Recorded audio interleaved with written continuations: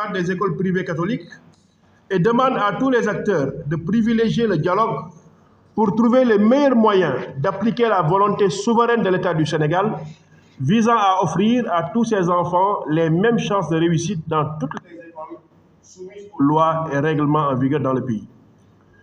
S'agissant de la création d'une direction chargée des affaires religieuses et d'un ministère du culte, la Ligue se félicite de ces avancées majeures pour l'inclusivité de notre système d'État, qui prend en charge les besoins individuels et collectifs de toutes les populations et communautés. À cet effet,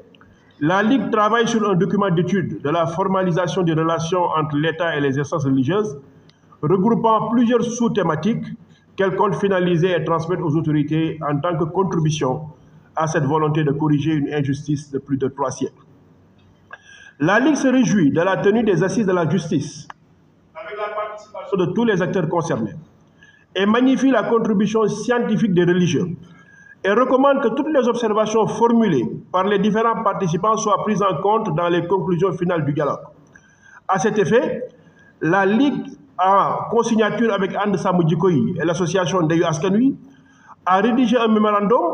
pour attirer l'attention des autorités sur les points de désaccord qui ont cependant été maintenus dans la version finale. La Ligue exprime sa consternation face à la recrudescence du phénomène de l'immigration clandestine et appelle les pouvoirs publics à redoubler d'efforts pour offrir davantage d'espoir aux jeunes.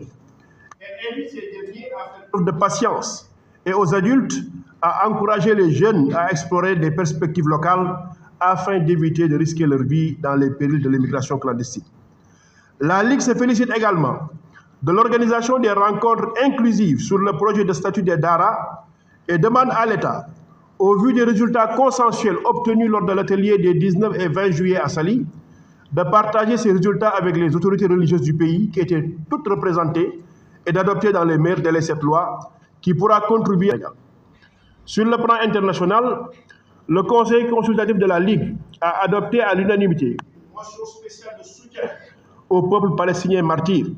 qui continue de subir les assauts criminels des forces d'invasion et d'occupation israéliennes. La Ligue présente ses condoléances à toute la Oumma islamique à la suite de l'assassinat du chef de la résistance palestinienne Ismaël Haniyeh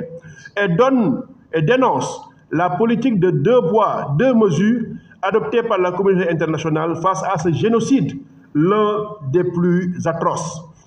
La Ligue félicite l'État du Sénégal perpétré en Palestine et l'appelle à se joindre à toutes les initiatives visant à mettre la pression sur Israël pour qu'il cesse ses massacres et réponde de ses responsabilités.